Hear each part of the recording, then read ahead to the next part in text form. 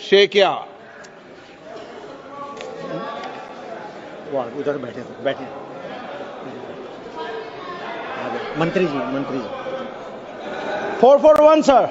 माननीय मंत्री महोदय, पे रखा गया। माननीय सदस्य। सर, मंत्री जी ने अच्छे से जवाब दिया है। आज का दिन थोड़ा सा सब लोग एक साथ रहने का है, इसलिए हम थोड़ा इधर आ गया है। सर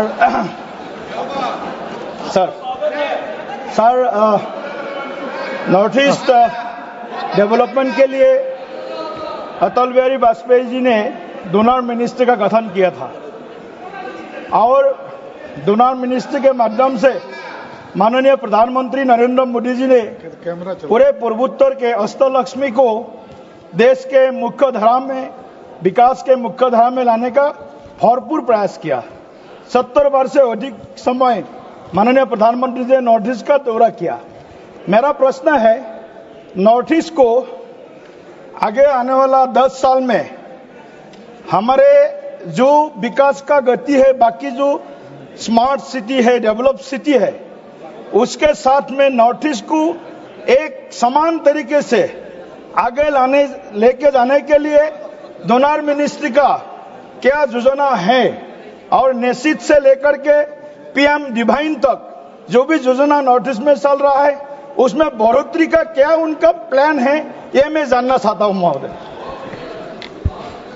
सर, सांसद महोदय ने बहुत महत्वपूर्ण प्रश्न उठाया है।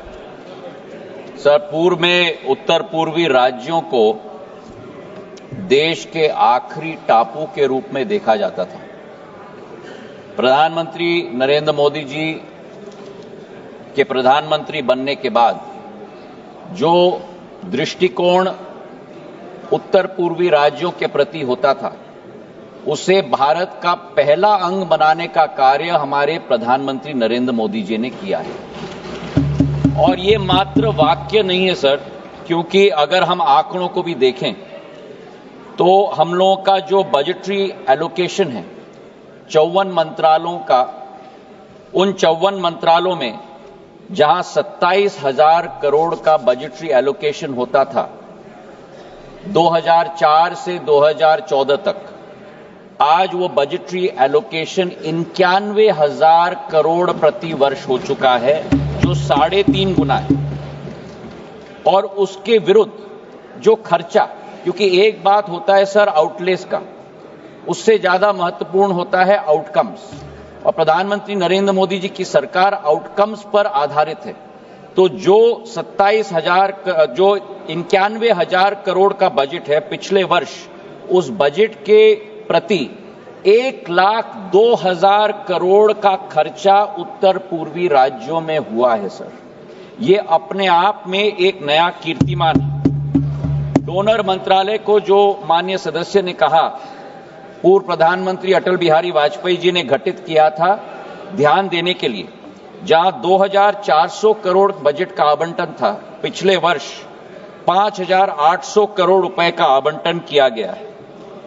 हमारे उत्तर पूर्वी राज्यों में हमारे कैपेक्स इंफ्रास्ट्रक्चर स्पेंड के आधार पर आज हमारे 19 रेलवे प्रोजेक्ट चल रहे हैं 80,000 करोड़ के। जिस उत्तर पूर्वी राज्य में केवल 9 एयरपोर्ट होते थे और उनमें से 2-3 राज्यों में 65 वर्षों में एक विमानतल भी नहीं होता था, उदाहरण के तौर पे अरुणाचल प्रदेश, सिक्किम, आज 17 विमानतल उत्तर पूर्वी राज्यों में आज चल रहे हैं सर। वाटरवेज की हम बात करें, जहां एक वाटरवे होता था, आज वहां 20 वाटरवे हैं सर। और उसी के साथ टेलीकॉम कनेक्टिविटी में भी करीब 4,500 गांव को 4G नेटवर्क के साथ जोड़ा गया है, और आने वाले दिनों में 5,500 गांव में 4,500 टावर हम लोग लगाने जा रहे हैं। नेशनल हाईवे के क्षेत्र में, जहां 65 वर्षों में केवल 10,000 किलोमीटर के हाईवे बने थे, 10 साल में 5,500 किलोमीटर के हाईवे प्रधानमंत्री नरेंद्र मोदी जी की सरकार ने बनाई। और ग्रामीण सड़कों को भी जोड़ने के लिए 45,000 किलोमीटर के रोड 50,000 करोड़ रुपए के आधार पर आज उत्तर पूर्व में बने हैं। और इसी के आधार पर सर जो भारत आगे बढ़ रहा है, अग्रसर हो रहा है, 7% हमारी जीडीपी ग्रोथ रेट है। पर सर आपको भी आश्चर्य होगा सुनते हुए कि हमारे 8 उत्तर पूर्वी राज्यों में 5% जीडीपी ग्रोथ रेट नहीं है, 8% जीडीपी ग्रोथ रेट नहीं है। हमारे 8 उत्तर पूर्वी राज्यों में 12% जीडीपी ग्रोथ रेट है सर। तो आज प्रधानमंत्री जी के नेतृत्व में उत्तर पूर्वी राज्य भारत को आगे ले जा रहे हैं सर। सर मेरा एक ही सवाल है, ये समयबद्ध तरीके से सभी योजनाओं को समाप्त करने के लिए माननीय मंत्री जी के पास क्या उसका प्लान क्या है? समयबद्ध तरीके से सभी योजनाओं को खत्म करना, समाप्त करना। सर दिलीप जी का प्रश्न महत्वपूर्ण है और मैं उनको आश्वस्त कराना चाहता हूं कि पिछले एक वर्ष में हमने मंत्रालय के अंतर्गत जो करीब 1133 प्रोजेक्ट्स हैं, हमारे 5 स्कीम है डोनर्स के, उनके तहत हमने 2 सिस्टम शुरू की हैं दिलीप जी। पहला तो ये कि हमने थर्ड पार्टी ऑडिट का सिस्टम शुरू किया है। जो प्रोजेक्ट्स कंप्लीट हैं उन प्रोजेक्ट्स पे थर्ड पार्टी ऑडिट सिस्टम के आधार पर एजेंसी को भेजकर सर्वे किया जाए। सर्वे किस बात की?